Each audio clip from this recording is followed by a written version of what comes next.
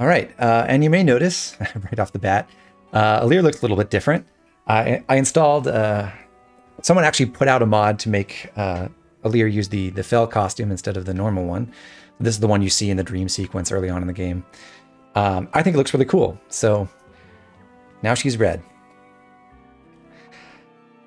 But aside from that, we're back, and everything is unchanged. We haven't done anything in the Somniel yet after Chapter 6, other than apparently getting an extra set of relay tickets, or 7, because it's been a while. So now we're going to start doing some errands here, and then as we get through that, I'm going to start talking through some of the new stuff that's opened up and what we're going to do next.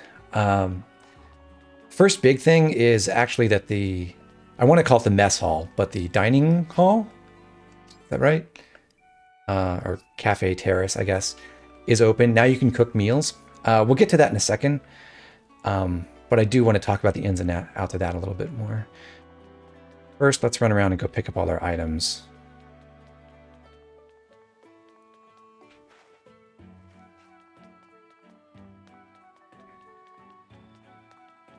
Oh yeah, I also am on the 1.3.0 patch, so we are going to see the Ancient Well, too.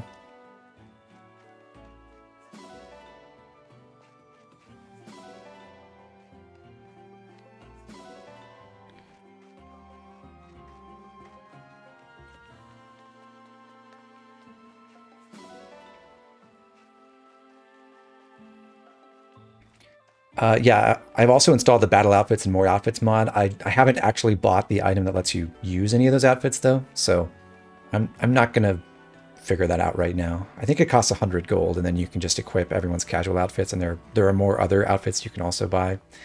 But I'll tinker with that later. Okay, so as ever, we're feeding Sami. We need those bond fragments. This is the stage in the game where the bond fragment economy gets really, really tight, because we've already spent almost 1900 just to get Chloe to level 10 with Marth. We're not going to use Marth on Chloe in this next chapter. We're going to give Marth to someone else, and that means we have to retrain with Marth again. Currently, we have about 1100 bond fragments.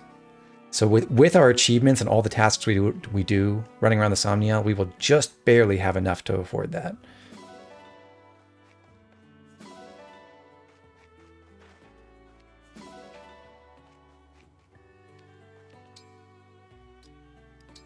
We also did get a new dog in the last chapter, so we'll put him out. Just a reminder, I am running a mod that makes it so I always get steel from the dogs. Just to make sure I don't get a sudden windfall of silver or anything like that. I think that's a fair approximation of what you can reasonably expect to get. You could, of course, always get iron, just get really unlucky, but if you get even a single silver, that's going to pay for all the steel that you might miss. And the chances of getting each kind of ingot are equal.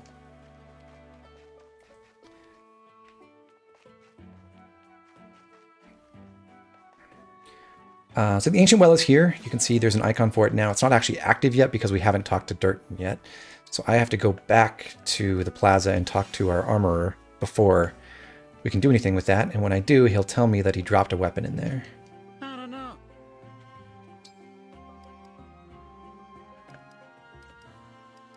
And then when I go back, it will be glowing. Ooh, my Nintendo PC does not like that wind effect. Holy cow. And that gives us 2 new weapons, free with the 1.3.0 update. I didn't bother looking up how to pronounce this in French, and I don't actually know French, but this is like reprisal or something. It's reprisals in French. It's an A rank lance, which means nobody can use it yet, because I don't have a single unit with A rank and lances. You have to promote to get A rank. So this is like a if I remember correctly, it's a slightly weaker silver lance, but that is much lighter and also gives you a dodge bonus, which is a cool thing to have, but the A rank requirement is really restrictive just because there are so few units who get A lances in good classes. Reprisai. Okay. And then this is Revanche, which is the other axe, the other weapon we just got. It's an axe, also A rank. We do have someone who can use Revanche, and that's Vander. So he does get to distinguish himself a little bit longer with what is effectively a personal weapon. This is kind of like a killer axe. It has less crit, but also has, I think, a bit less weight when you forge it. And when you forge it to really high levels, which we can check out at the smithy, it becomes really, really powerful, but it also costs an absurd amount of silver.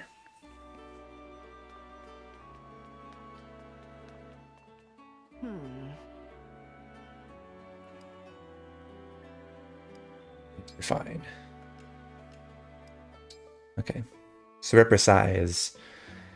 like the first couple levels are relatively reasonable, although it is hard to gather silver early in the game unless you have the DLC. But as you can see, when you get to +4 or +5, you're paying 15 more silver and then 20 more silver, and that's going to eat up almost your entire silver supply, or probably your entire silver supply outside of what you get for the whole game, outside of what you get from your dogs.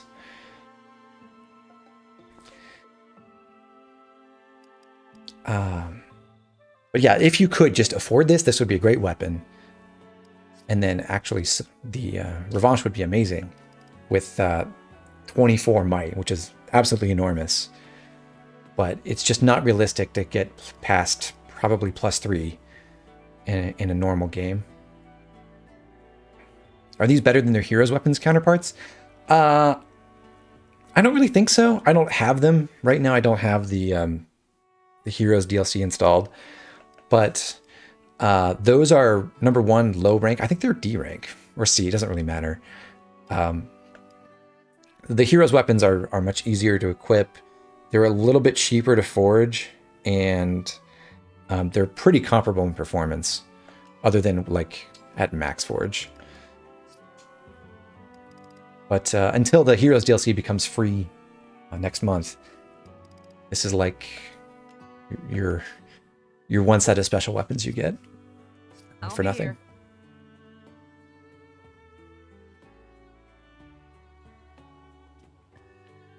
Okay, so we are going to use those weapons, or at least we're going to use Revanche in a little way. We're not going to make major use of it, though. It's kind of annoying that it has crit, actually, because if Revanche were just a good axe that Vander could use, that would be helpful. But we don't want Vander just critting everything to death. What do you mean Heroes DLC becomes free? Apparently the promotion where you like connect your Heroes account and then you get a code to download it from the eShop is going to end early in April. And then they're just going to make it something you can download from the Switch eShop for free after that point. So that time I spent at the airport cell phone parking lot installing Heroes and was wasted in the end. Very sad. Very nice. So we're going to do some strength training. One of the consequences of having the mess hall available is that you don't necessarily always want to do push-ups now. Strength is the best bonus, but if you get strength from your meal instead, you can replace that with HP or Dex. In our case, we're going to go for the Dex bonus, just to improve our accuracy a little bit.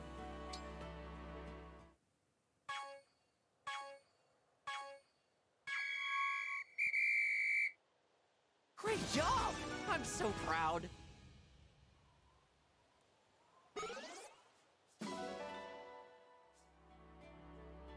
Let's do this again sometime.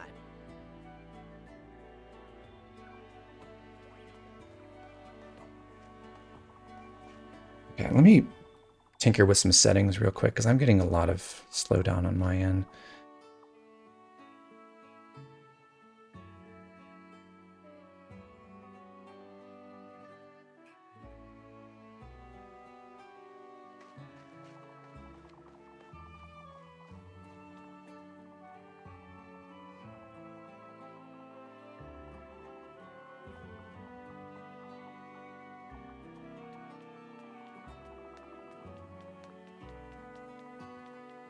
It seems to be a little bit better.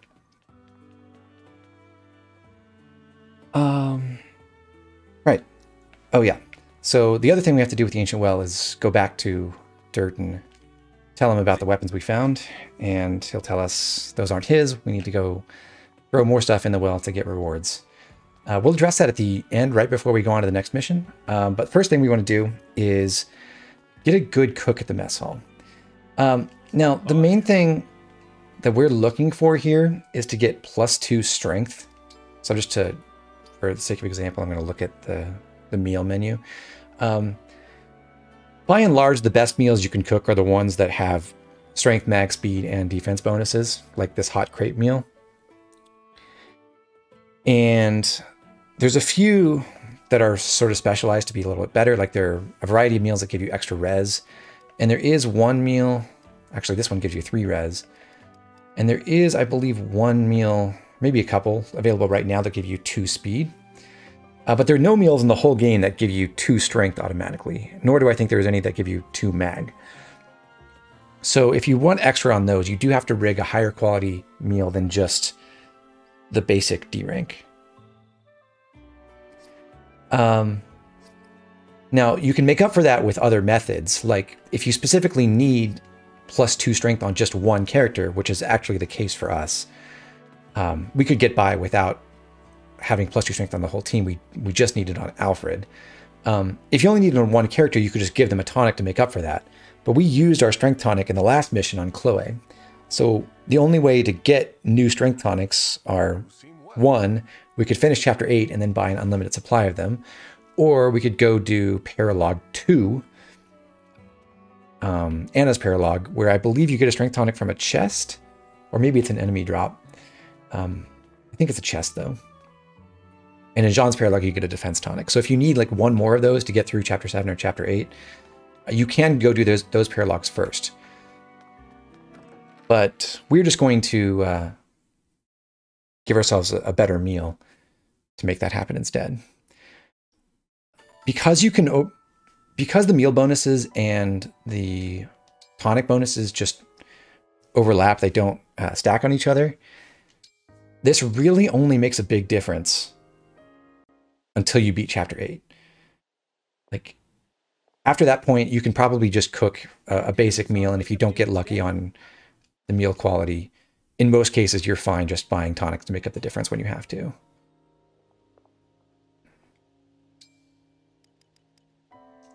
Yunaka's not who we want.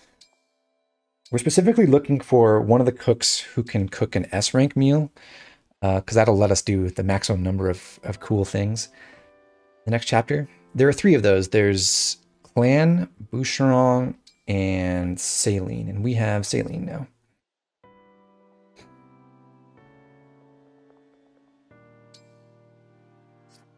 Just walk out.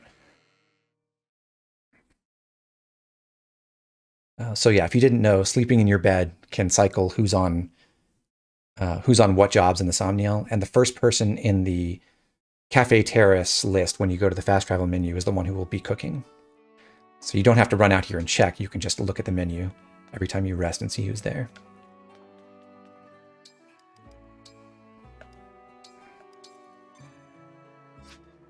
Well. Okay, so I'm gonna pick Alfred and Louis for this. They're 2 people who I don't have any support with, and I'd like to get my C supports with them for more achievements.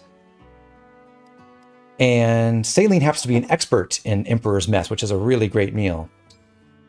She has pretty good chances to get a high rank dish. I think she can make S rank and A rank. S rank would give +2 in all these stats to the entire army. And A rank, I believe her bonus is for Fireneans, which would also work for our purposes. I know a few things about cooking. I do want the plating to shine. Who's your favorite character personality-wise? As lovely as a flower. A solid meal. I don't know. I think it might be Saline, because I like her hidden kind of ruthlessness. Okay, so B is not what we wanted. I could be wrong. Saline may not make the A rank meal that gives +1 to all meal bonuses for Fireneans. That might be Alfred only, or something. But we didn't get the high enough quality, so we're going to reset. Is it worth having the 3 characters all be able to support each other? Everyone gains support points. In general, it is, I think, but early on, what matters to me is supports with Alir more than supports with anyone else. If you're not super tight on bond fragments because you've gotten extra achievements from rewinding combat and doing extra battles or getting crits, or you've picked up more than the bare minimum of bond fragments around Sami's Shrine or anything like that, this may not really matter. But we really do need the support conversations to get all the achievements. So I happen to know from having played out this file earlier that if I go through the arena 4 times with Chloe equipping this first, if I go through this in a certain sequence, I should advance the RNG to exactly the right point to get the right meal. I do want to make sure Chloe has a bond ring, so when I put her in the arena, she'll actually get SP for that. You don't get SP if you have an emblem ring equipped because your emblem rings are removed for the arena, but bond rings are not. And we could put a whole bunch of different people in the arena, but specifically what we're trying to do with Chloe is squeeze in some extra SP before she promotes. So she's at 35 XP until the next level. If we send her through the arena 3 times, then she'll be at 5 XP. If we then promote her, she'll reset to level 1, but she'll have gotten essentially free SP without affecting her experience or SP gains in the future.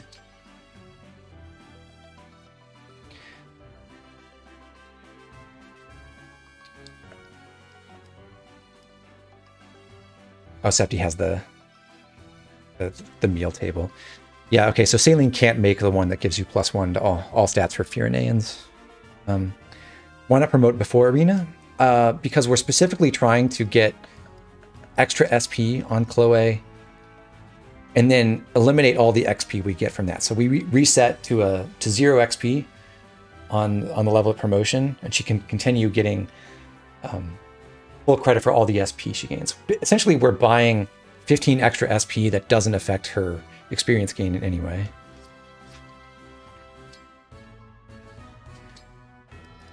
So we're going to put Chloe through 3 times. Hopefully she wins these. Although I think she loses to Etier. Nope, she does not. I really thought I had you. I always do my best. Now and in the matches to come.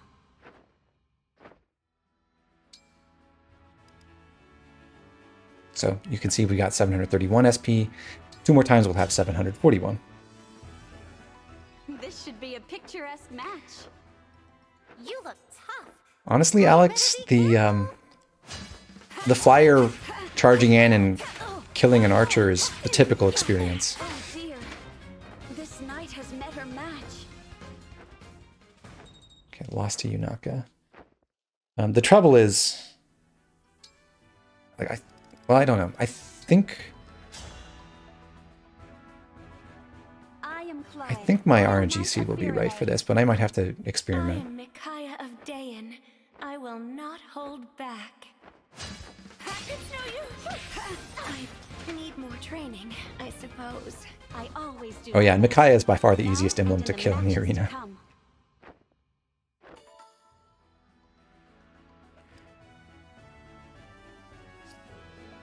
I'm gonna save now.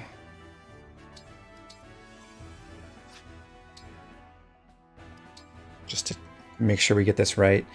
So Chloe has done all 3 rounds of training. We're gonna have Alfred take Marth this time, and he's going to train up to level 5 with him. Today's workout begins now. I am Marth. Thanks for showing me what I still need to work on.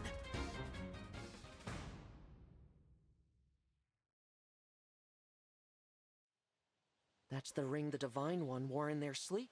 What's the difference between losing and winning in the arena? Literally nothing other than achievements. On Maddening mode, anyway. On lower difficulties, there's actually a greater reward for winning.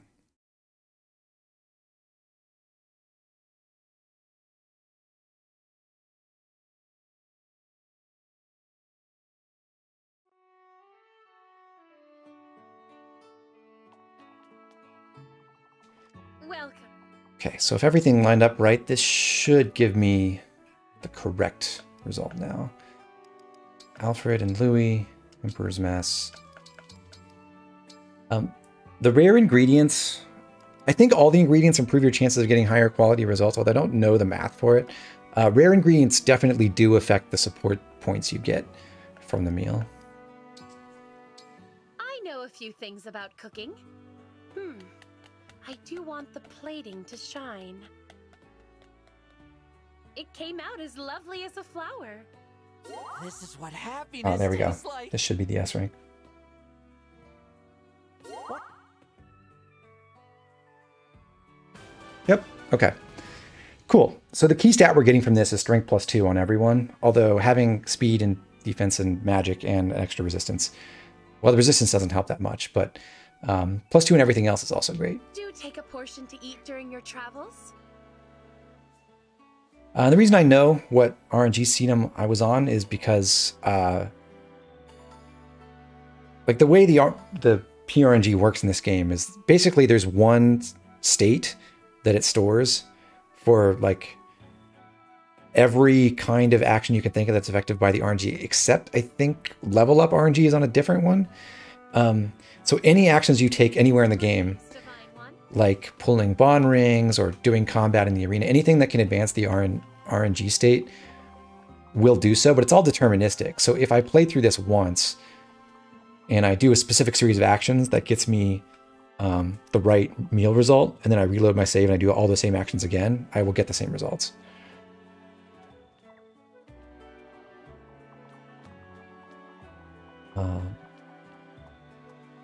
Okay. So we've gotten actually a couple different support conversations now. Alir has 2 from Alfred and Louis. We're going to unlock 2 more using items. One being with Saline, we'll give her the spirit gem we grabbed. Incredible. We need 2 points to get support with her. And the other person we're going to talk to and give a gift to is Yunaka. Because Alir and Yunaka easily did enough combat together to get the full 3 points from their support. And then you start with 1 point already, so if you get 1 more point, that gets you to 5, which is the threshold to get C rank. But even a single... It's in the plaza. She is. Even a single neutral gift, like a pretty pebble, will get her there.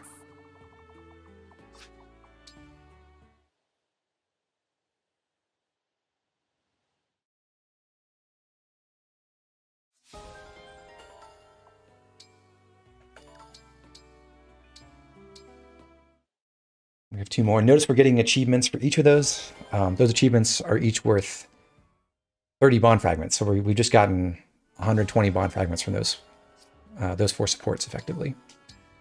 We also get Etier and Alfred's B rank support, which is not that relevant, sadly.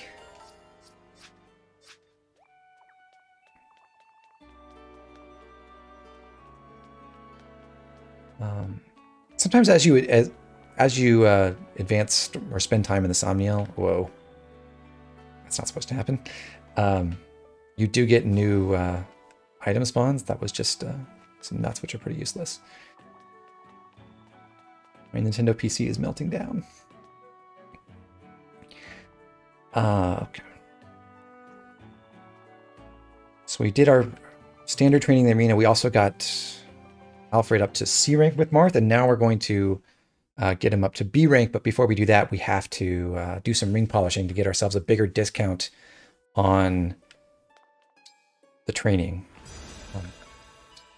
polishing a ring is worth about a third of a bond rank, and the bond ranks up to C rank only cost 100 fragments, but the ranks from C to B each cost 300.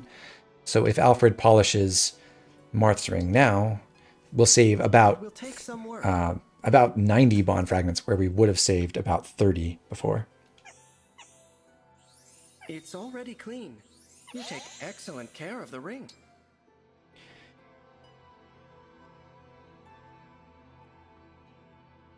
For the other rings, we're going to have Celica's ring also polished by Alfred. He's been doing that before. Some people guessed in the last stream correctly that the point of that is to progress toward favorite food, which is a nice utility skill that Alfred can inherit from Celica. And also just having ranks with Celica is helpful in its own way. We'll see that later in the stream. Sigurd will have Celine do this. This ring is filthy, don't you think? I appreciate your upkeep of the ring. Oh, and I think getting the sweet spot there is going to actually give her more bond. Yeah, slightly more bond points than she would have gotten otherwise. But it's not a huge difference. And it won't actually matter for anything. And lastly, for Micaiah, I'm just going to stick this... We're going to have Vander do this. This ring is filthy. You can move on from there. It looks good as new. Thank you. And since we polished rings every single time we could, and we had 3 rings 2 maps ago, and then 3 rings last map, and now 4 rings, we just got that extra achievement for polishing 10 times.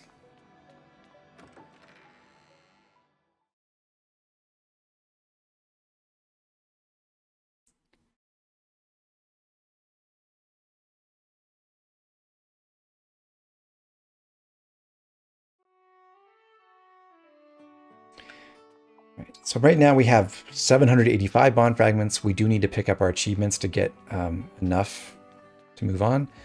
To train up train up Alfred to rank 10 with Marth. But before we do that, we will earn one more achievement by not just engraving our 11 sword, but actually refining it to +1. This is not critical for anything we have to do on this map because we got the +2 magic bonus from our meal. But it does just give extra accuracy, which is always nice. I'll be here.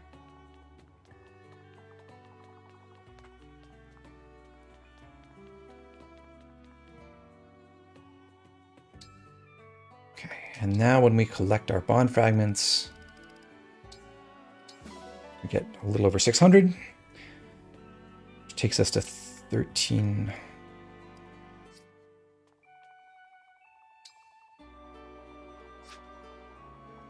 1395, is that right? Did I forget to do something?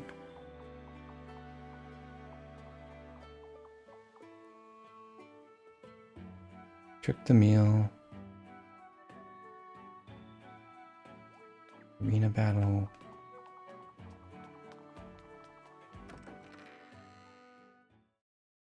I feel like I missed something. Did I not pet Sami? Oh, you're right. Okay. It's like, yeah, there's definitely something missing because I think I'm going to be short by like 20.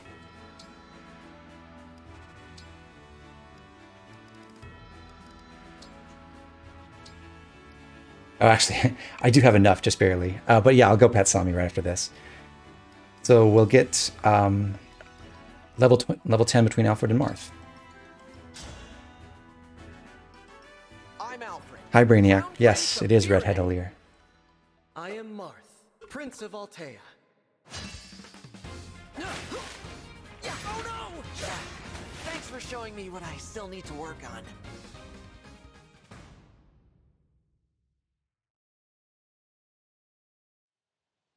You look troubled.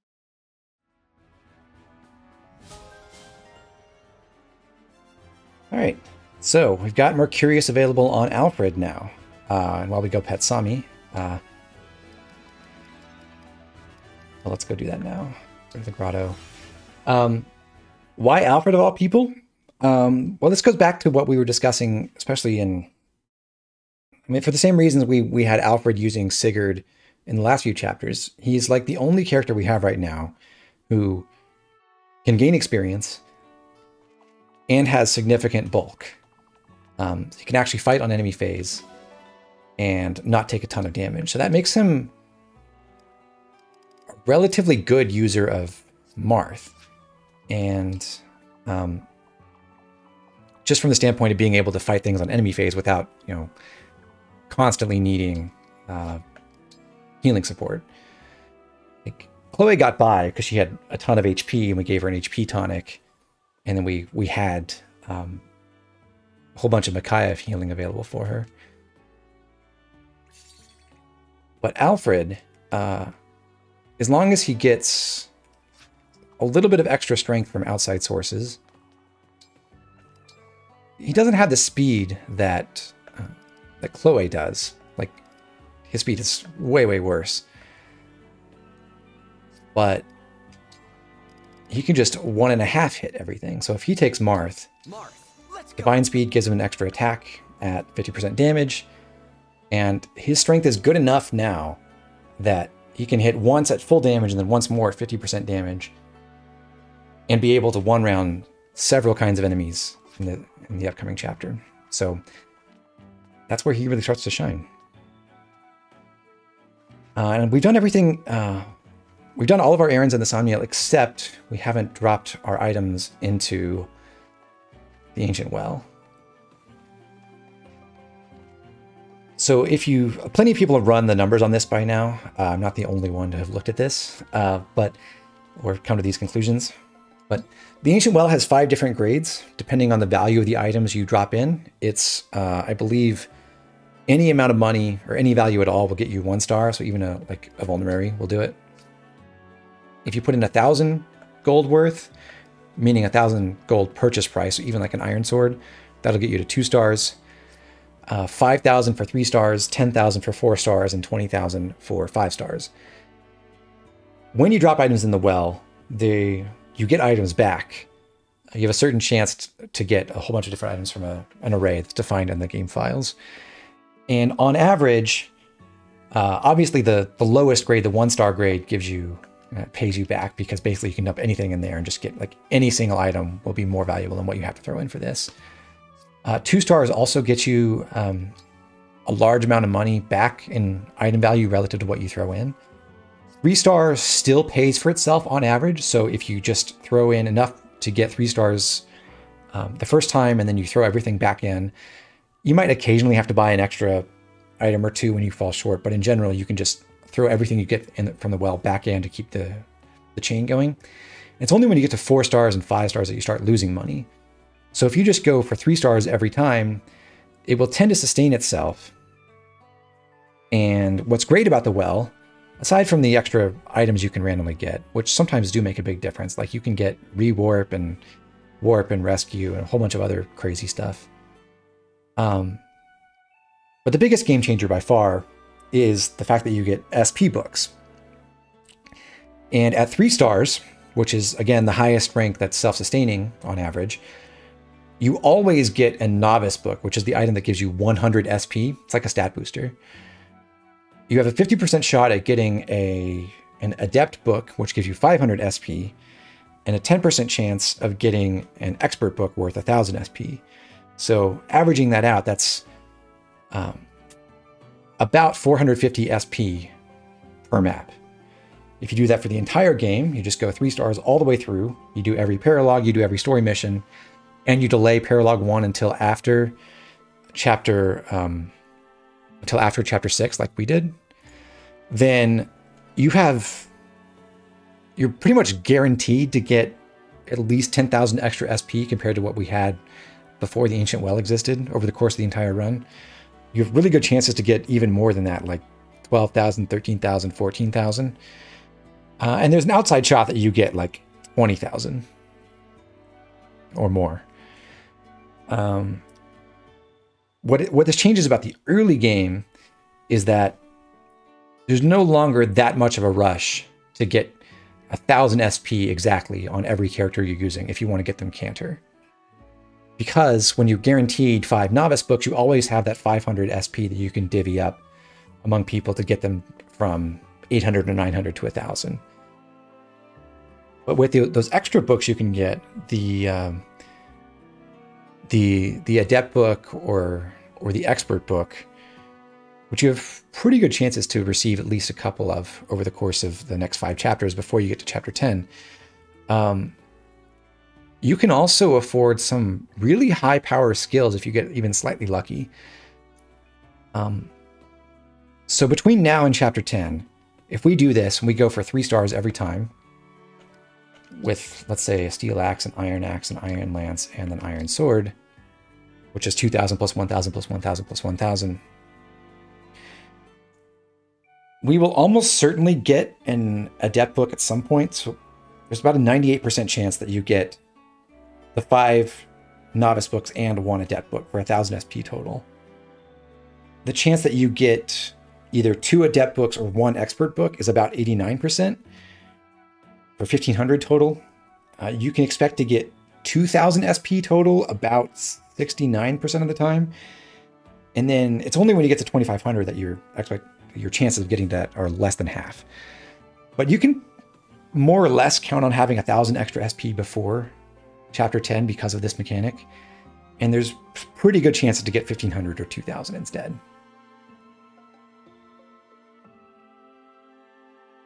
So I would recommend doing exactly this. Throw in 5,000 worth of gold the very first time you have access to the well, and just do that over and over again for the entire game.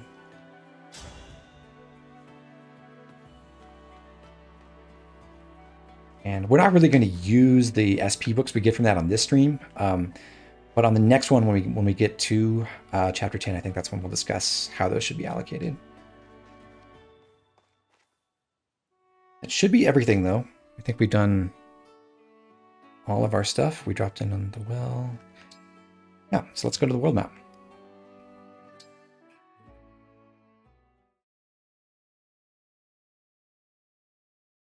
Yeah, Brainiac, the actual average is about 14,000. I think it's 14,400 SP exactly, if I remember correctly. Or maybe it was 14,700. But it's this early on in the game, it's kind of useful to know what's the amount you can expect to have with like 90% or 95% or 98% confidence. Hey, the great Mr. Rock. Hi, Joe.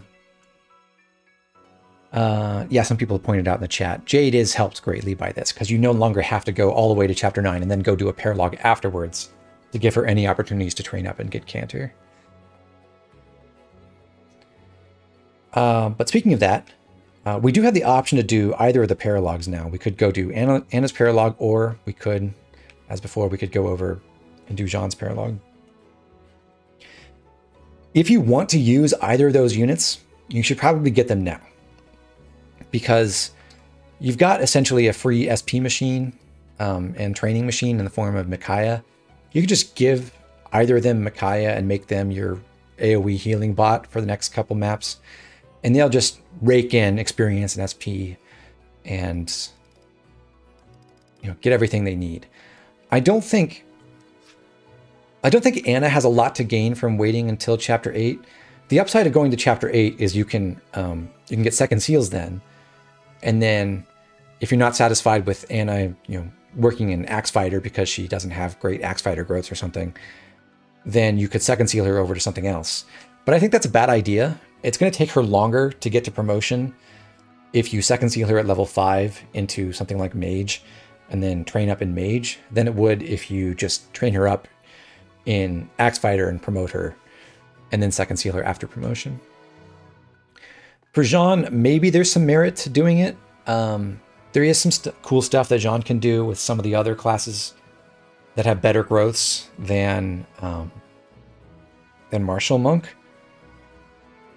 But if you specifically wanted to do magic, which he's reasonably good at, then Martial Monk's growths are fine. It has a 25% strength growth, or 25% magic growth, so it's plus 50% for him anyway. It's mainly just if you want him to do physical stuff. But honestly, I think there's a better candidate for that if you want to have a level 1 trainee who does physical combat.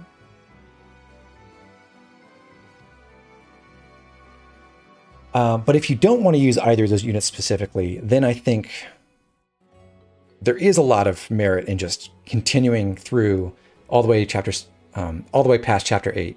So that gets you access to your tonics and your second seals and master seals.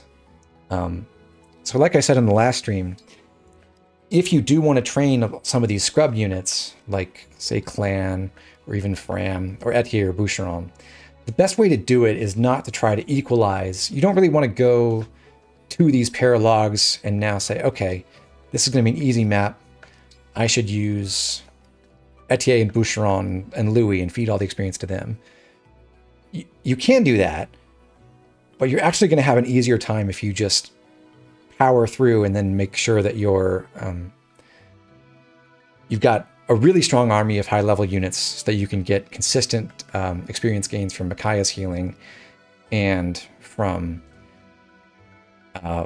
Mercurius abuse. So if you have just 2 units that you're training and then everyone else is already leveled up and they're really super strong, they don't need to take the kills. You can focus all the experience on whichever trainee unit you want. And we're going to see that hopefully in our next stream, because I think there are some exciting things you can do by delaying the paralogues and then actually working hard to focus all the experience into someone who's super underleveled. It's not going to be this time.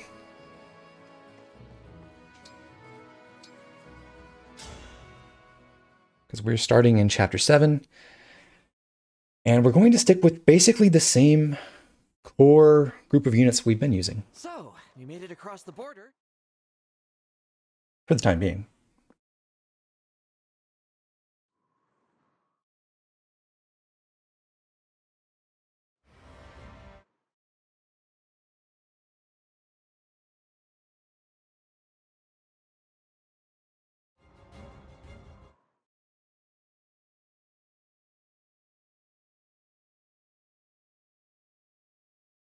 Okay.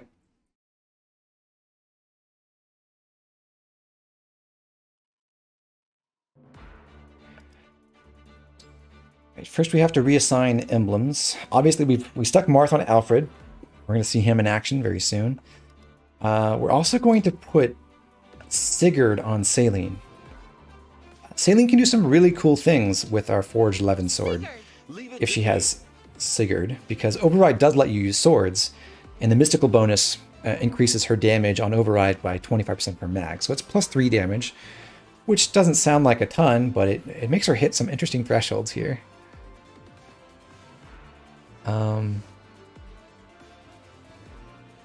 Hold on, is my audio coming through? I just got a notice from YouTube saying the audio stream's bitrate is now 0. Okay, that's weird. All right, so we're putting Sigurd on Saline because she can do some cool stuff with Override when she equips the Levin sword with that. And Micaiah, again, is basically a free SP engine. We could more or less have everything that Yunaka does with Micaiah be replicated by anyone else. So if we wanted to train up Etier now, we could do that. Or Boucheron, we could do that. Or Louis. But we're going to stick with Micaiah on Yunaka for the time being. Since Yunaka already has 830 SP, she's much closer to getting 1,000 than most other units. And it'll be convenient to have Canter on her really quickly. So we can just continue using Micaiah with her for the time being. And once we have our Thief with Canter, we'll be satisfied with that. We'll detach Micaiah and use her elsewhere. Alir is going to take Celica, which is probably an unusual looking choice because Alir does not have very good magic, and that's Celica's entire thing. But you might have noticed that since, even though we put in all that effort to get 1,000 SP on Alir in Chapter 5, we still haven't done anything with it. We haven't bought Canter yet because we didn't have the bond ranks with Sigurd required to buy it. And we didn't have enough bond fragments to pay for that. We just barely have like 100 now. So we haven't been able to buy it yet, but Celica gives Alear some really, really interesting movement options. Partly just from warping around, but also because Echo gives dragon units an extra attack range. So if Alear engages Celica and uses Seraphim, she can attack at 3 range. And that means we can position her in some very convenient spots with Divinely Inspiring. Okay, so the arrangement's going to be Celica on Alear, Marth on Alfred, Sigurd on Saline, and Micaiah on Yunaka. We do have to change our unit selection here, so we actually deploy the right people, though. We're going to bench Clan for the time being, and, believe it or not, we're actually going to bench Chloe. We did just train her up really close to level 11. We were doing that so that we could take advantage of some promotion mechanics, but we're not going to promote her yet because we don't have a Master Seal. So she's going to wait, and we're going to get... we'll come back to Chloe later. And I do want to optimize my rings. This will just make sure... Oh, sorry. This will optimize my rings here. All that does is assign bond rings, which none of my bond rings do anything, so it doesn't really matter. I just wanted to make sure I have one on Boucheron.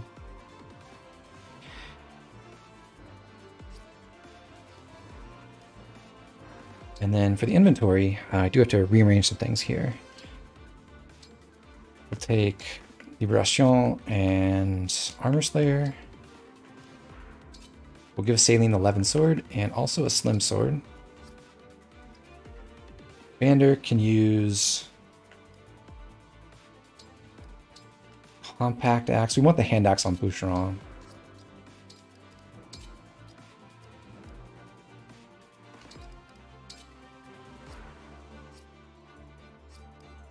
Ram's good with Iron Body Art and Obstruct and Heal. Let's rearrange those though.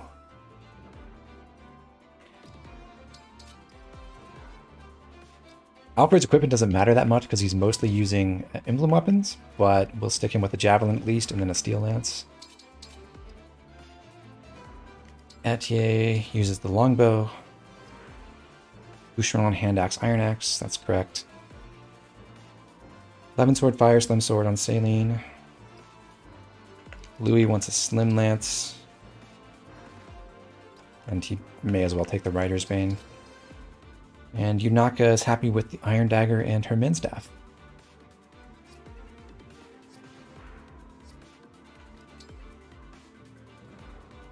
Okay, so now we just need to rearrange the team a little. Put Saline down here next to Lapis, that'll be important. Etier's fine here for the moment. Boucheron needs to be able to run up and hit the armor. Alfred needs to be here. So Alfred, Louis... Yeah, this should work. Okay, so we're all set to go. I noticed in the chat we're talking about Citrine a little bit. We're not going to put a lot of effort into training these new recruits yet because they don't have any rings at all, not even bond rings. So whatever experience they get won't translate into SP, which is kind of disappointing. Also, the entire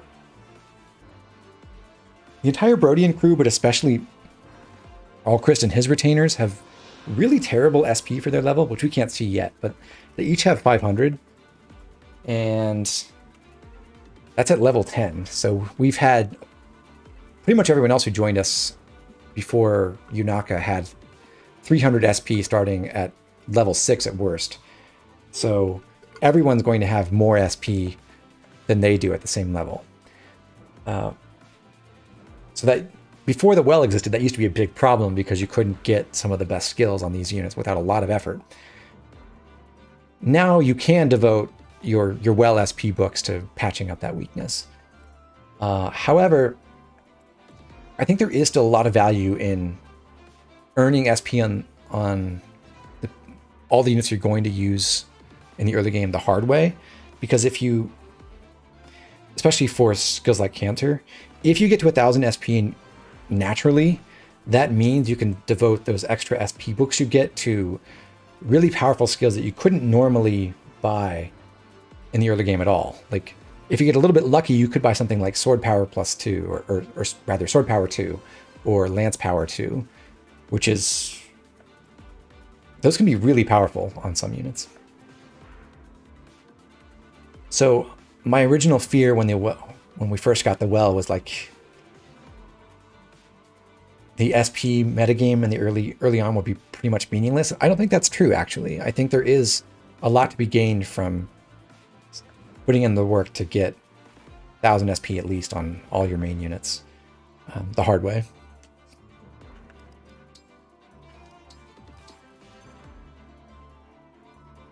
Okay, yeah, so we'll go to the marketplace, buy Alfred his Dex Tonic.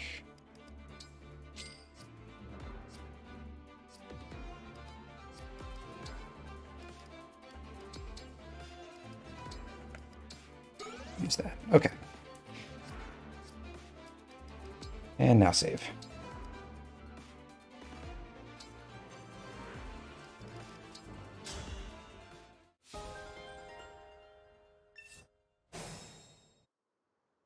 All right. Whatever you say. First, Fram sets up a chain guard here. Louis moves over to just to support people, and Yunaka attacks. The armor for 0. This is purely for SP. There's nothing else. I'm ready for more. Then Boucheron can come in. He's more or less just trying to get himself damaged. He does no damage himself, just like Yunaka, but he does also set up chain attacks for everyone else, which Vander can start using. I'll take this.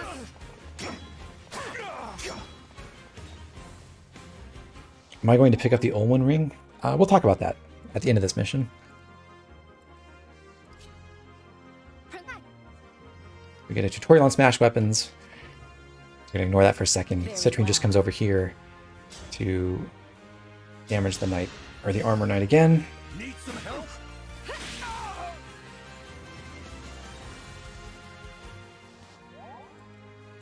I can fight. And now we get to use our type bonus with Celica for the first time. Echoing twice with Seraphim at 3 range. I'll take this.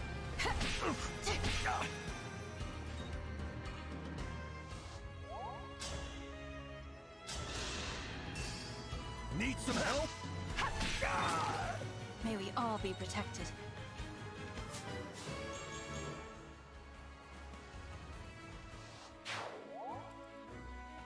Okay, so that eliminates that enemy.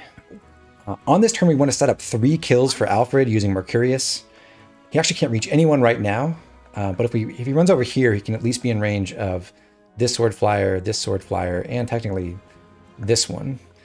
He can't fight the lance fighter on enemy phase with Mercurius, obviously, because he'll get broken. So the best he could do is maybe 3 kills on enemy phase, but we can convert that into 1 kill on player phase and 2 kills on enemy phase instead, by smashing this lance fighter closer to him. You're meant to do that with Lapis from the left, and then you knock the enemy into the wall. That gets them broken, so you get to see not only the movement effect of smash weapons like the Iron Blade, but also the break effect if you push an enemy into an obstacle. But instead of having Lapis do it from the left, we'll make Saline do it from below by trading Iron Blade to her and then having her engage Sigurd. Please grant me your strength. So now she can run to the south side of the lance fighter, and this enemy has a hidden flag that makes it so that they never dodge an attack. So Lapis's smash, or in this case Saline smash, will be guaranteed to hit, which kind of negates the lesson it's teaching in the first place, because the protection tile doesn't really do anything. The avoid bonus doesn't actually affect any of your hit chances in the end. But regardless, we can do this and send that lance fighter to the north, where Alfred can now reach her. For her part, Saline wants to canter away down here. This will guarantee that this sword flyer always attacks her from the right, which will keep her away from most of the rest of the army on our next turn.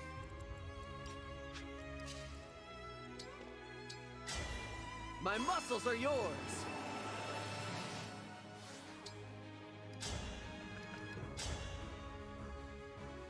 Alfred can one-shot this guy.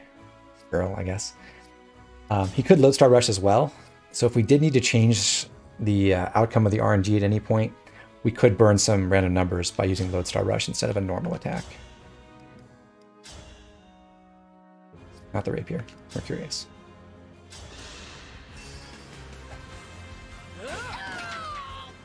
We shall not fall to the enemy.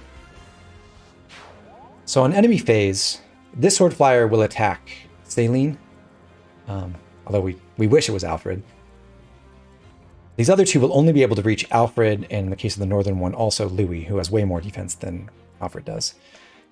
So they'll both attack him.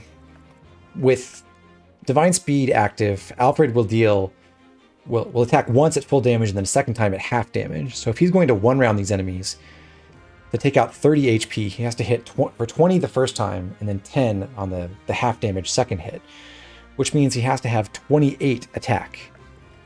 Currently he has 27 displayed, but because he's adjacent to a Leer, he actually has 30.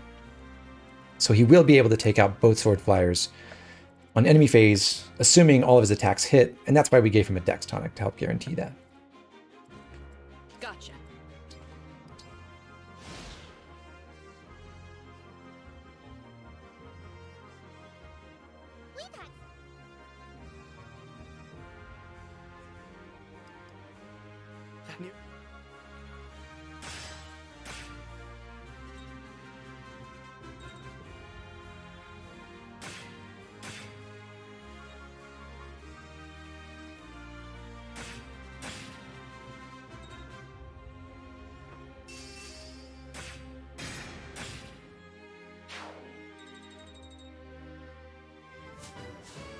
When he reaches level 10, Alfred gains another point of strength, among other things, and that's really helpful because it bumps his displayed attack to 28, which means he no longer needs to be adjacent to a Leer to be able to one-round these sword flyers.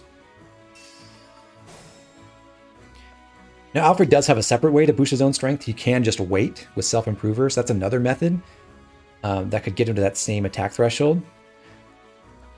But obviously that has a downside of preventing him from attacking on player phase.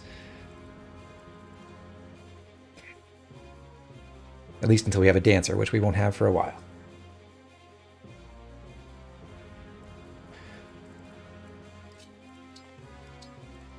I'll protect you.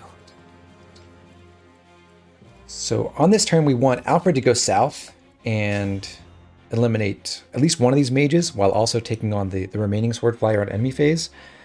In the meantime, we want Saline to cross to the other side of the bridge and kill both of these lance fighters and then engage the axe fighter here. So before she does that, we're going to weaken these lance fighters as much as we can and also try to take damage back on anyone who's still healthy.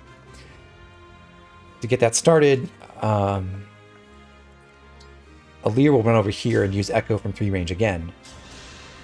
This time building some support with some more support with Alchrist in the process.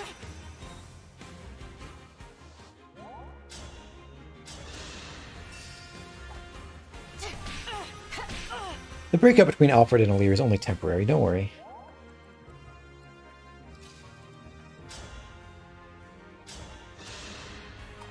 Yunaka takes the first crack at this Javelin Lance Fighter, and then we'll have Citrine run over to hit him, to attack again. Making sure to use fire, because as long as she uses fire for this, even though she takes 16 damage back, and she'll be down to just 8 HP,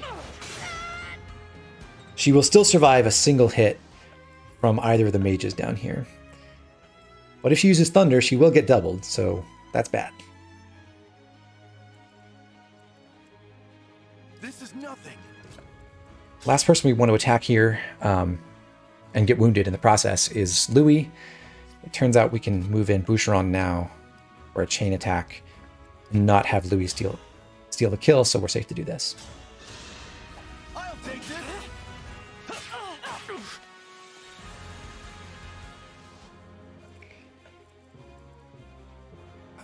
Vander has to get out of Salin's way so she can override through both of these enemies. I still stand. He's just going to go northeast towards the sword flyers coming off this side of the bridge. And then that opens up the space where Saline can go to override with the Levin sword. Raise your sword.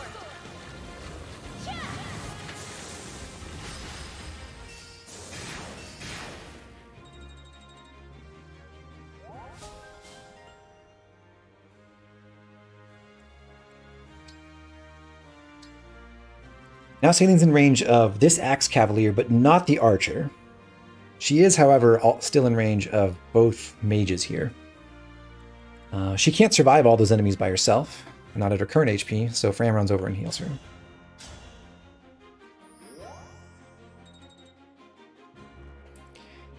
Now that she's healthy, and neither of the mages individually see a kill on Citrine,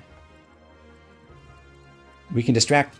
We can take out one mage using Alfred now, and we can have him distract the other one because that mage is going to look for whichever target he can deal the most damage to, and Alfred has the worst res among Saline, Citrine, and himself, so they'll target him. He only has 7 res, 12 here, and 10 here on Saline.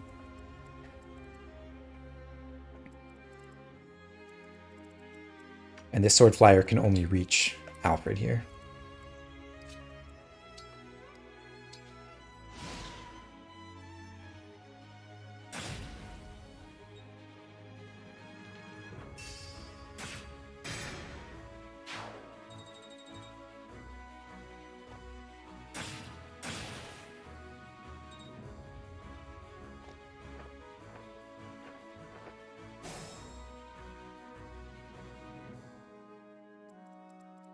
All right. We've gotten most of our army wounded by now. It's like everyone but Lapis and Alchrist and Etier now. This is the moment where we want to use Great Sacrifice for the first time. Emblem Engage!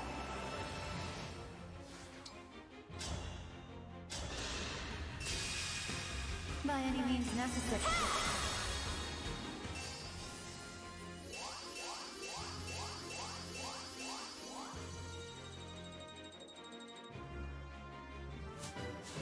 Great Sacrifice is essentially heal in terms of experience, so Yunaka gets credit for healing every single unit who was wounded. There is significant fall off in experience rewards for units who are 3 levels below you. So Yunaka, well, anyone who's using Micaiah and trying to, grind experience by healing will benefit from being in an army that's mostly close in level to them. Healing up Fram doesn't really do much. I think that was worth 1 XP.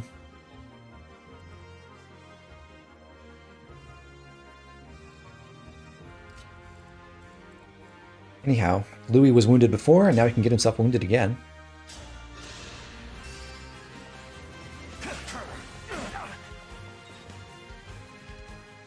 Very nicely. My will is firm. And to finish off this Cavalier, Saline uses the Rider's Bane.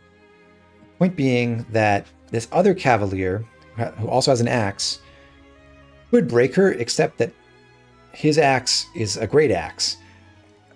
So as long as Saline one-rounds him, she won't get smashed or broken. He's essentially free to kill.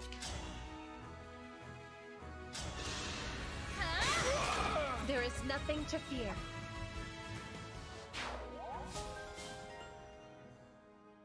We also just got momentum, so Saline now gets a damage bonus when she moves, which is not going to be helpful right away. Not that helpful anyway, but it's going to be very critical later on in this mission.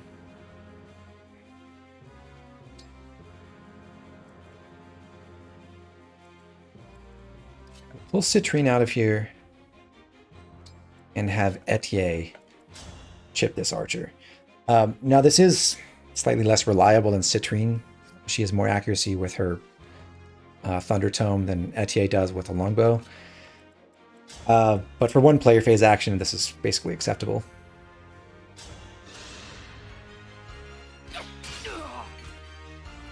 And the benefit of moving Citrine out is that we can then have her run around and go get wounded some more, and she's worth more XP to be healed than Etier is, because she's level 10.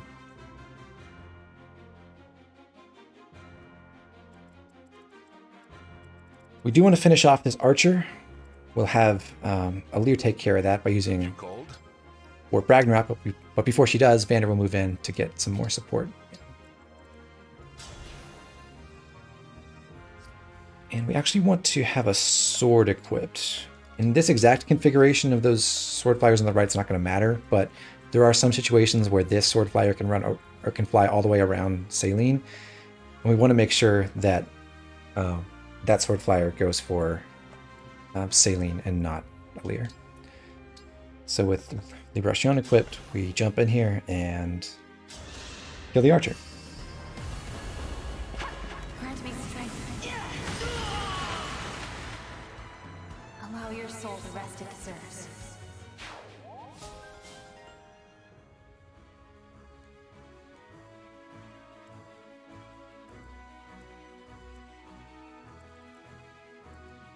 So someone in the chat said, I think it was Listia, yeah, the sword flyer movement does not look very reliable.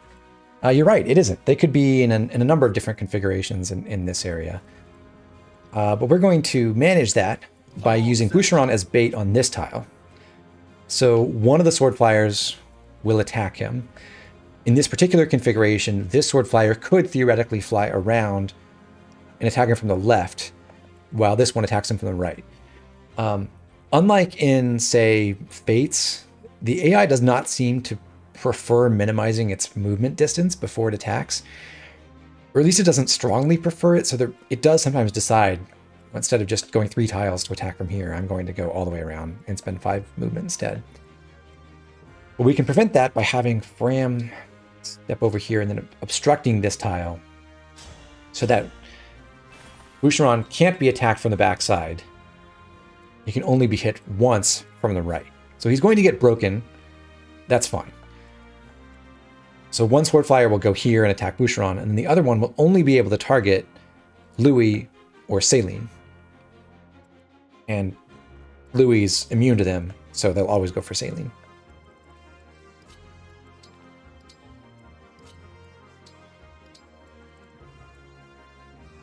Down here with Alfred, he does have the strength to one-round these guys now.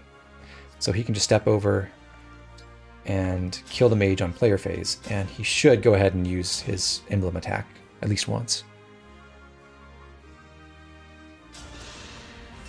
My prayers are with you.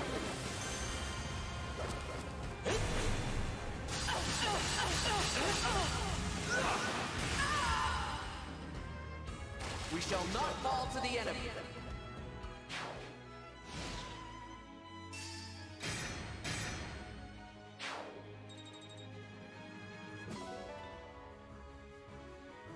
We do receive that Iron Great Axe, which obviously Saline can't use, but that will come into play later as well.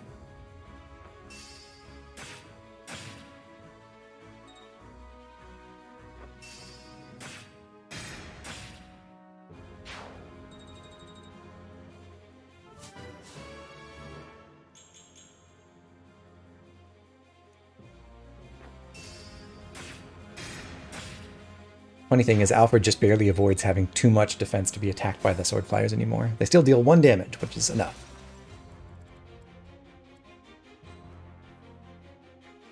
Okay. So the only variation that can happen with enemy positioning here is that this sword flyer could potentially have attacked Saline from the right instead of from above. But that's fine. This position, I guess, is technically better because it lets us get an extra couple of chain attacks that we wouldn't get otherwise. So we make a tiny bit more progress on the chain attack achievement. But otherwise, there's absolutely no difference. I'm taking some hits. Let Boucheron move down first, and he's the one who's chain attacking, obviously. And then Vander will go above him to attack with his compact axe and get himself wounded in the process.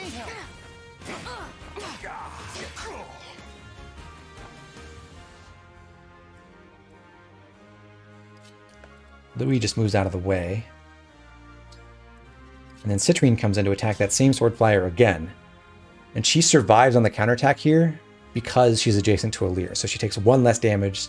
11 times 2 does not kill her. I'll take this.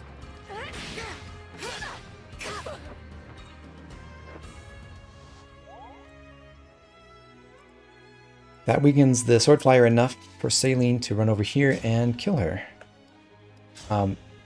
If, say, Vander had missed his attack... hold on. Actually, does that make up for it? Vander had 19 defense. Yeah, so if Vander had missed, then Saline could make up the difference by using the 11 sword instead of fire. But fire is more accurate still.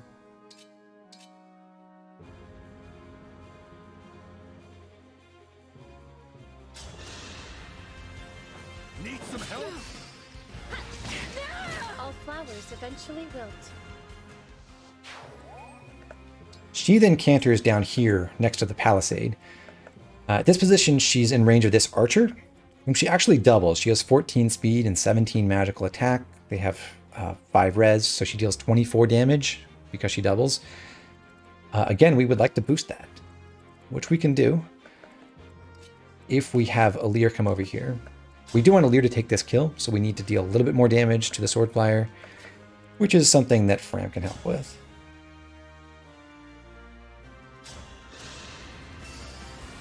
Let me help.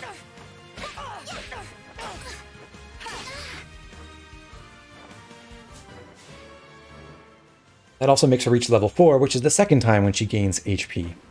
So that, again, could have disrupted her chain guard ability if it had happened at a different point.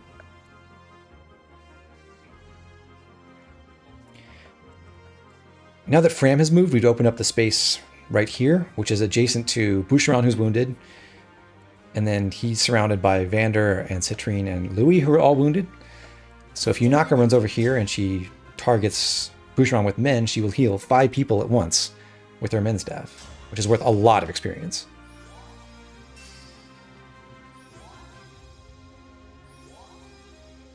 Yeah, Gunji, it's a mod to give Alear the red outfit.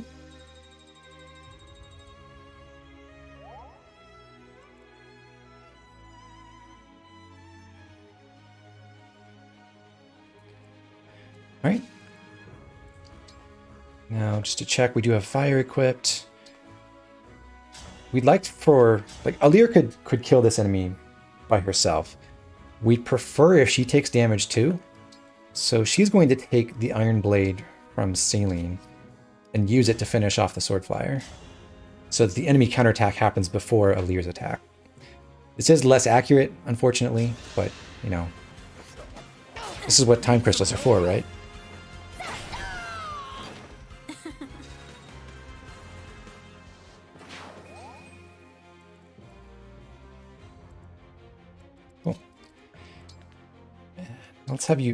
Let's have Alchrist run over to keep building support with Alear later. Lapis can run here. Etier can join her. And then Alfred has just exhausted Marth, but he can get him right back, thanks to his 5 movement.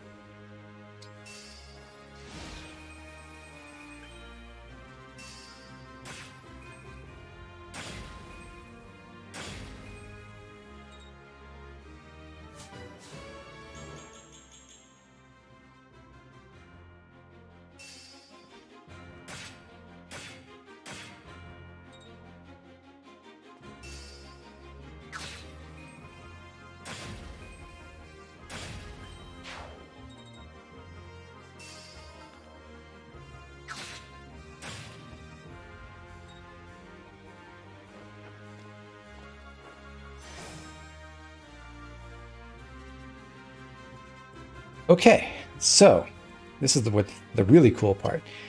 Alfred will engage Marth again. Emblem Engage.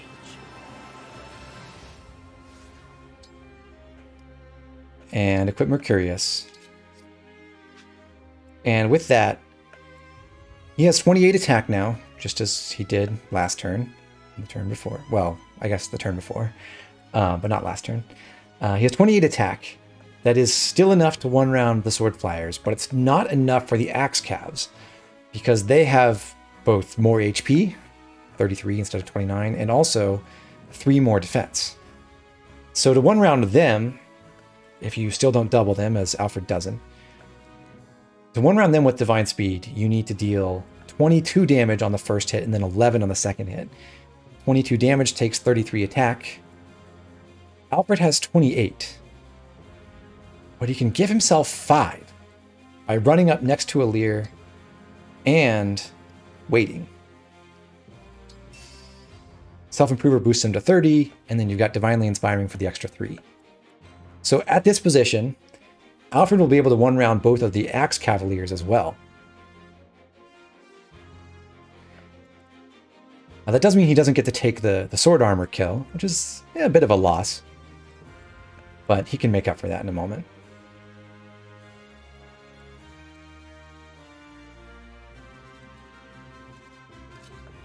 Just put Vander right here.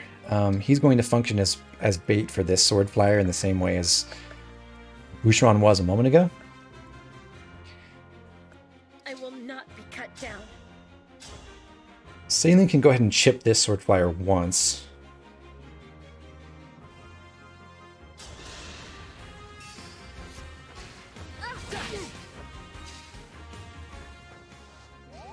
Actually, because she has no destination, she automatically ends her turn, even though she has Canter. Every tile she could go to is already blocked.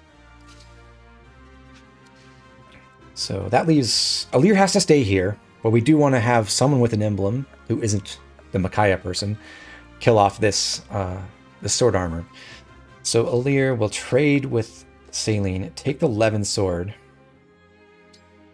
and get back the Iron Blade, and also make her equip the Slim sword. Reasons we'll see in a second. And now Alir can kill with the Levin sword. I had to stop you.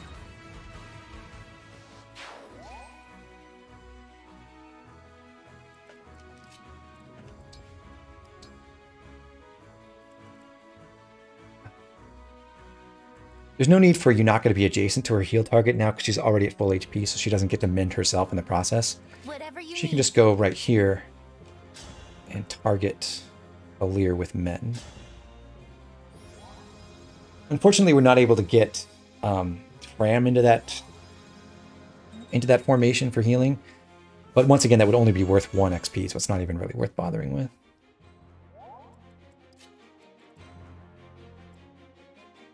Alchris can just run away. He's going to do basically nothing for the rest of the mission, and neither is Citrine, really. Ram can get just out of enemy range. And we can have Lapis and Etier. At least Lapis. Move in. Okay, so with the Slim Sword, Saline can fight this armor without actually killing him, and dealing relatively little damage as well. So that helps set up or preserve that kill for Alfred on our next turn.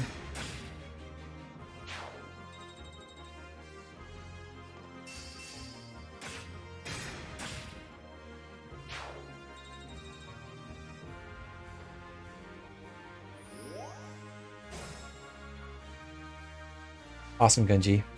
Glad to hear you succeeded. That's really cool. Glad I could help.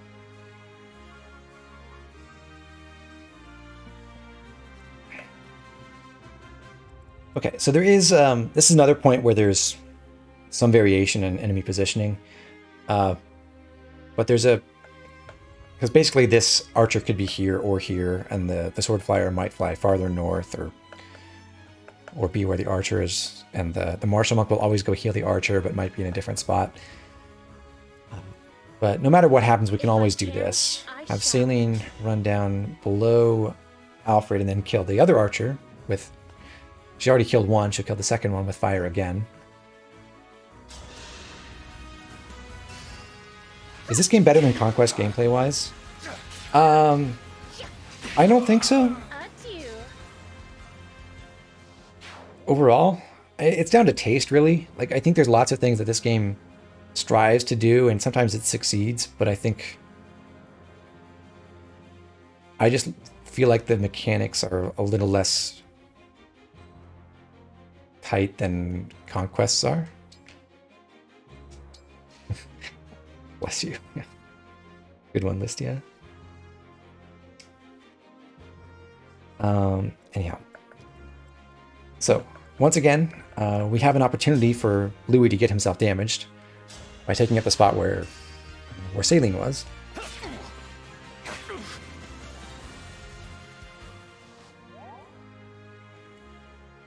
And after that, Alir moves down. And she should attack the monk at melee range with her sword. That should give her bond level 3 with Celica. Yeah. So now she learns Resonance, which is helpful, again, mainly because, well, it does, the damage output is nice, but also it consistently wounds you, which sets up even more experience for Micaiah user. Speaking of Micaiah user, Yunaka can run over next to Alir, and now, because of Divinely Inspiring providing true damage, she always hits for at least 3, even though she only has 17 attack and the armor has 21 defense. So 3 times 2 is 6 damage.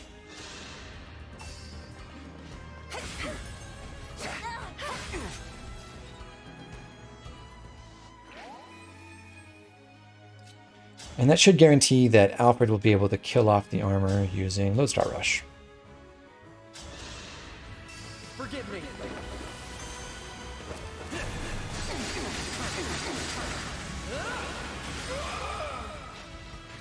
I will protect you. So he's very nearly at level 12 already. He's going to get pretty far.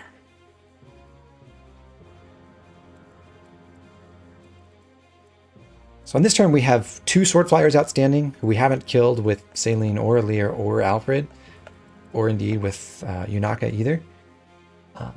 This time we're going to do basically a double axe unit decoy strategy. We'll put Vander down here so he can be attacked by this Sword Flyer, and he actually should use Revanche just to minimize his avoid so that he always gets hit.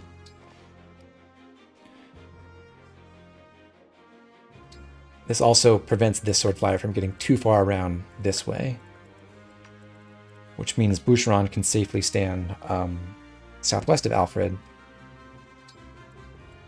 with his hand axe equipped. Fram can just tuck in right here.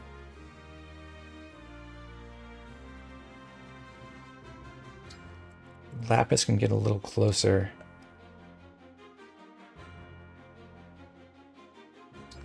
This does expose Etier, so we'll back off with this group a little bit and put Etier out of range.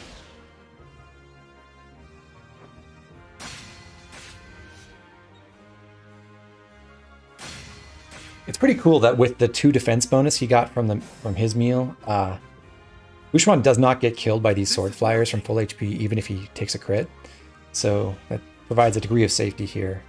You don't have to worry too much about those 2% crit chances.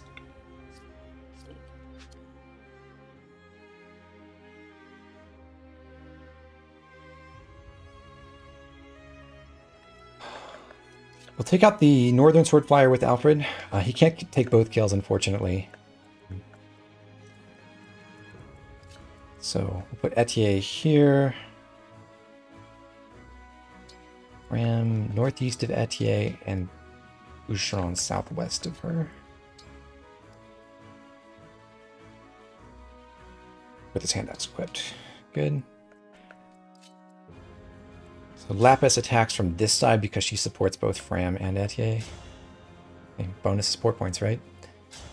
Speaking of bonus support points, it turns out, I did not realize this until recently, the way support points are allocated after a mission in this game is that even if you have 3 or 4 or 5 different pairs of units who build a ton of support with each other, only the top 2 pairs among all pairs in the whole mission get 3 support points. And then I believe it's the next 3 after that get 2 support points, and then everyone else caps out at 1. So you can't get 3 support points on 3 different pairings at the same time. which is a significant limitation on support building. And I think it's part of the reason why people are noticing in this game that it takes much longer to get support ranks than it did in several previous games. But with the recreation activities that are available in the Somniel after this chapter, it's not that big a problem. It's just kind of notable. It's a significant limitation on your ability to build those support ranks naturally.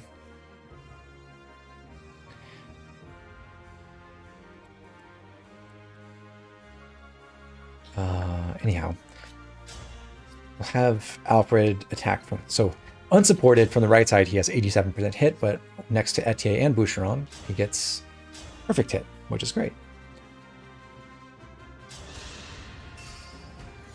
Need some help? Not done yet. Here goes. We shall not fall to the enemy. More strength, more strength, more strength.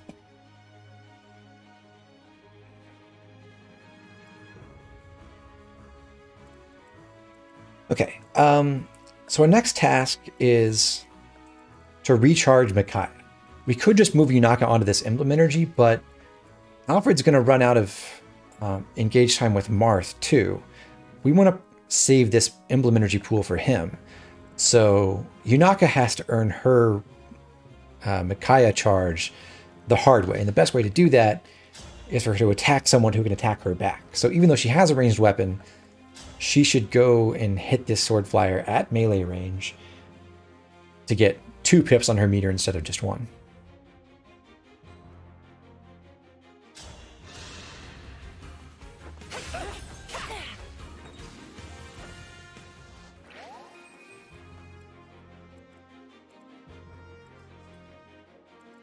Alir wants to do something similar, but it's pretty easy for her. She can just go kill this monk with Liberation. As part of that, we want like she can do it from anywhere. We might as well have Saline adjacent.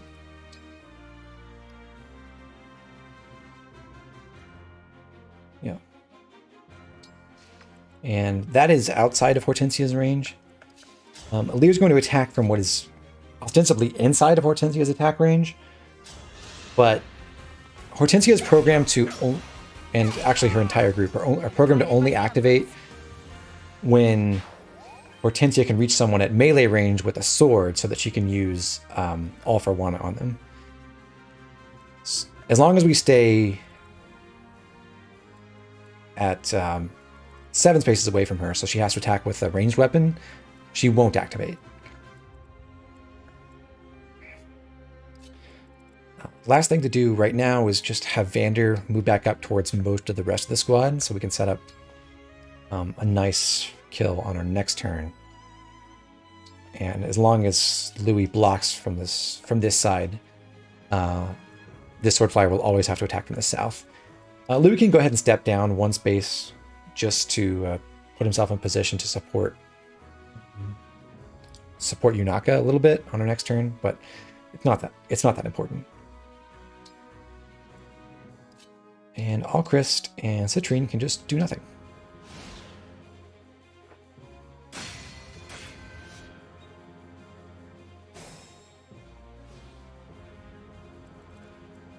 Okay, so now as we finish this enemy off, well, first we want to attack with Yunaka again so that we can get Micaiah recharged.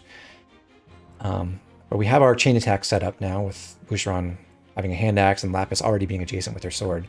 Just a scratch. Yunaka runs up here by Louis and she attacks once. So assuming she doesn't crit, she will be able to recharge Micaiah from the enemy's counterattack.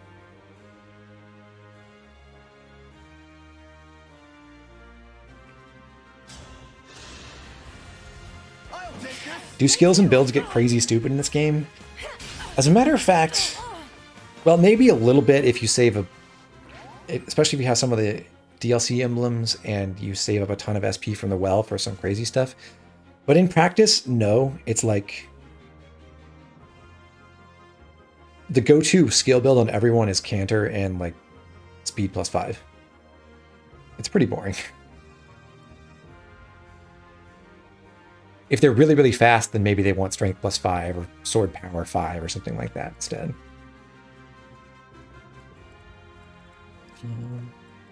Louis basically done. He's just going to run, get out of the way. Alfred can come on here and recharge Marth.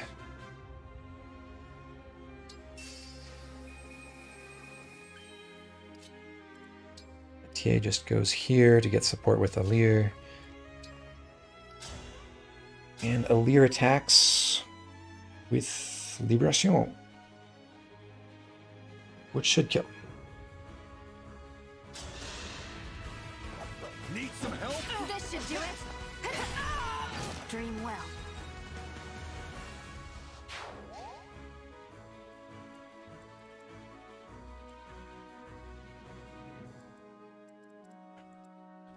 Onward. Okay, so we're just about ready to take on They're the strong. Hortensia's squad. We'll have Lapis come over here a little bit closer to the rest of the group. Bram has nothing to do for the rest of the mission, but Vander does. He'll go over here, stand next to the northeastern protection tile. Once again, although he's apparently in range of Hortensia, he's not actually in her melee range, so this won't activate anyone.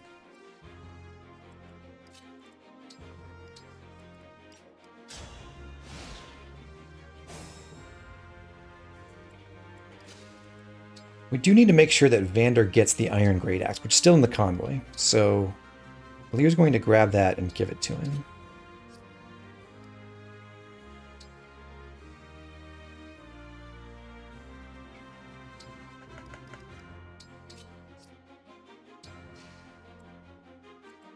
She also still has the Levin Sword, and we need to get that over to Saline.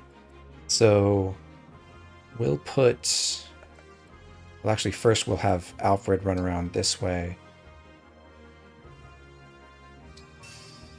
And now that Vander has the compact axe, or rather the great axe, he'll go here. That opens up this spot, so Boucheron can stand where Vander was. Lapis can go ahead and take the Levin Sword off of Alir's hands. And Saline can collect it.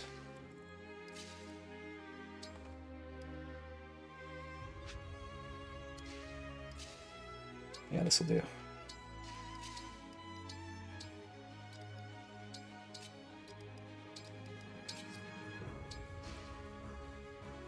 Okay, and then this half of the team is basically done. We'll just wait.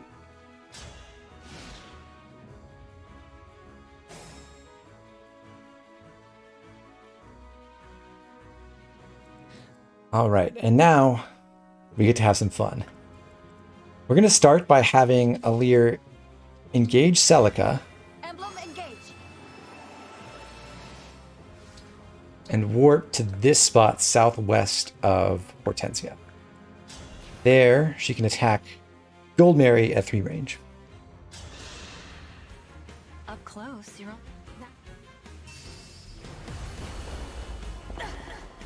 It's over.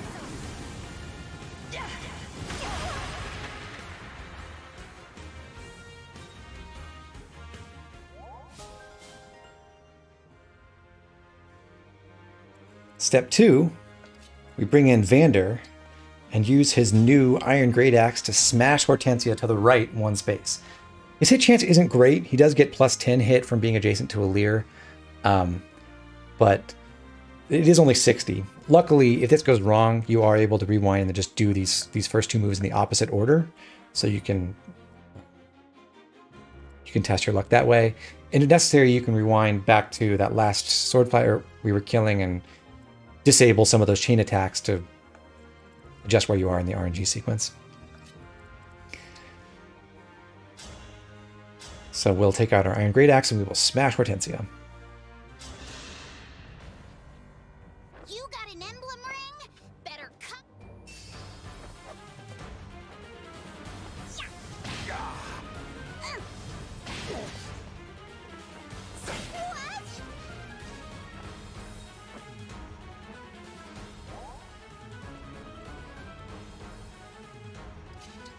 And then at this spot, Saline is exactly 10 tiles away from the space south of Goldmary. So she gets the full 10-point damage bonus for momentum. And with that, she can do this. I'm going to ask you. One strike will decide it all. Yeah!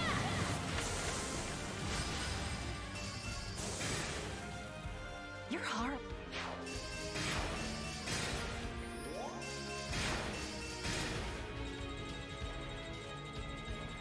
Triple kill.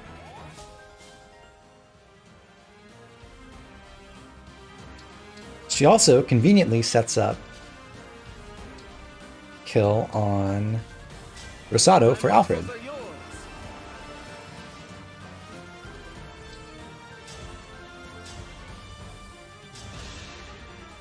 My prayers are with you.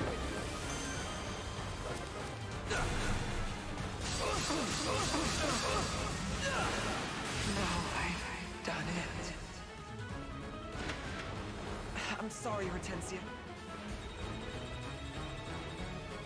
And Rosado counts as being really high level in this chapter. So that's why Alfred got a ton of XP from that kill. I think he's like... I forget exactly what level he's specified as, but it's a lot. He like basically counts as a level 23 or something. So that's 3 engage attacks now, and we're going to use our 4th one shortly. Yunaka goes... well, actually, let's put Lapis here. She's shielded off by Alir now, so Hortensia can't reach her at all. And Boucheron is able to go to this spot, because even though Hortensia would destroy him with Hellfire, at least if he weren't at full HP, she still prioritizes using All for One, and she can't do it to him from here. So lastly, Yunaka goes over here between the protection tiles, engages Micaiah, and gets to use Great Sacrifice. I have no choice.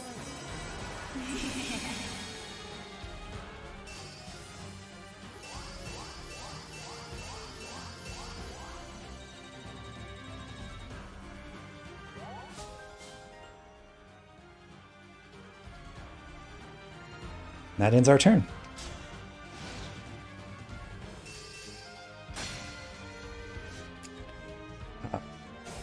And the really funny part is, if Hortensia had just attacked normally, instead of using All for One, she would have killed. Vander does die. But because of the scripting, he just takes 20 damage and lives. It's great.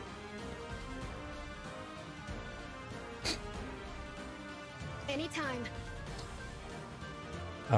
Yeah, Cartoon Critic, you said plays like this are why this game is good. Yeah, it is genuinely one of the most amazing parts of this game, is like all the broken stuff that you're allowed to do that just comes together in some of these awesome ways. It is one of the reasons why I really enjoyed this. And really, this strategy is not like the fastest or most efficient or anything, but it is really, really cool. And experience-wise, it works out great. So we'll set up some more chain attacks again. So Lapis will wait right here, and Boucheron can stand just north of Vander. I said earlier that what's great about Resonance is that you can damage yourself on demand, and that still holds right now. So Alir's able to chip herself just by attacking twice with Seraphim. Return the ring. I'll take this. I'm not done yet.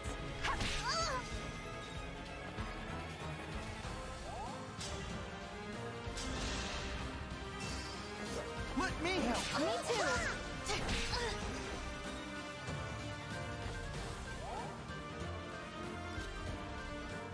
too. We'll just have Vander back off.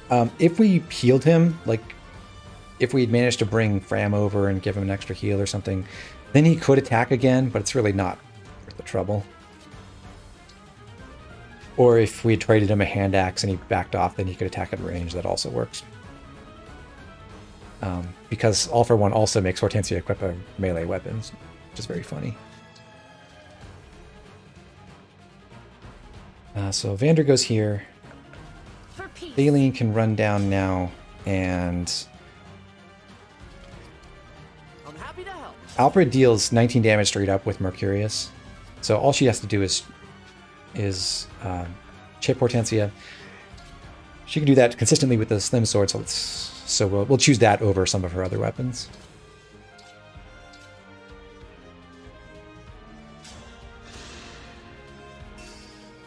I'll take this. Not done yet. So with that attack, Saline maxes out her bond rank with Sigurd. She'll have C rank after this mission. She also gets just 1 XP away from level 11, which is kind of cool. Now, if we had done the attacks in a different order, like we'd had Saline attack before Lear did, then she would get to level 11. Because there'd already been 3 rounds of combat with Hortensia attacking Vander and then Alir echoing twice, the non-kill combat XP decayed from 4 points to 3 already. So we went from 96 to 99 instead of getting exactly to 100. What's cool about getting almost to level 11 but not quite is the same thing we were doing with Chloe earlier in the arena.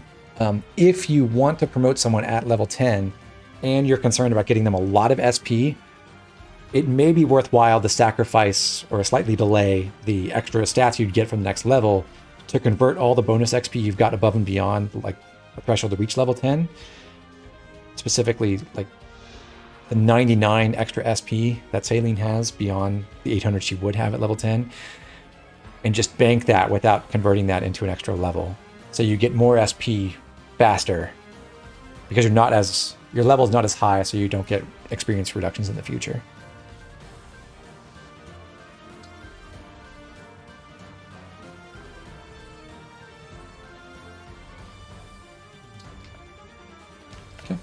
But in any case, that does leave kill for Alfred. Before we do that, we'll have Yunaka run over and do a quadruple heal. Quadruple mend, technically. The order seems to be that with AoE healing, that you'll heal the actual target first, and then the person above them, and then left, and then bottom, and then right. So if you don't want Healing Light to rob you of self-healing experience, you probably don't want to use AoE healing from the right side of the formation, but the left side or the north side are usually pretty good for it. Or is it up, left, right, down? I thought it was up. Maybe it is. I could have been wrong about that. Anyway, we've used up all our other emblem actions, and we're ready to take this kill.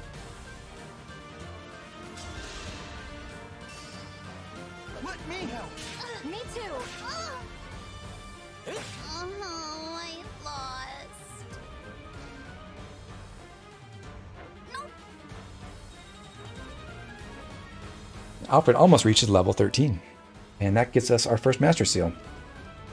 So now we have several people who could use it. And we'll talk about how we want to distribute our seals when we get back to the thumbnail.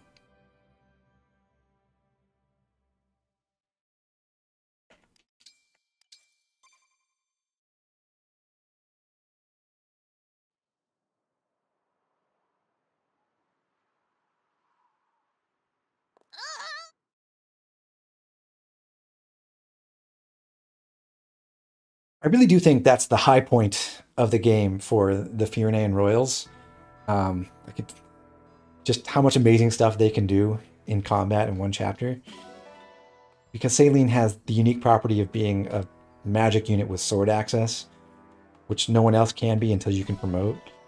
And Alfred is the only guy who has enemy phase bulk and enough strength to one round all those, not only the sword flyers, but also the Cavaliers, which is really impressive.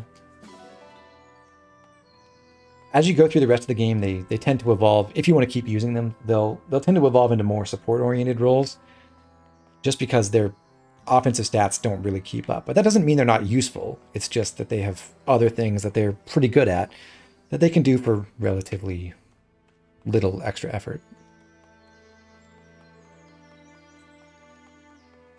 Saline's the only person who can ever do that in particular. I mean, that's true, but because Mage Knights don't get an override bonus, but there are lots of Mage Knights who just have more magic than Saline does. And the bonus is just 25% of more of Saline's mag. So, you know, it's not that amazing.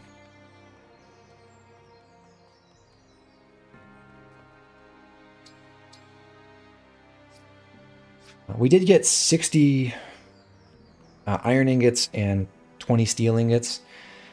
Going forward, we'll want to boost that with donations to Brodia, which is something else we'll talk about in the Somniel. And we've collected everything. We can't recruit or adopt the cat or the eagle on this map, only the pigeon. None of those things really matter, of course, because the only really important animals are dogs. So we're done here. All we need to do is leave, and we should get about 600 bond fragments. 550 in this case.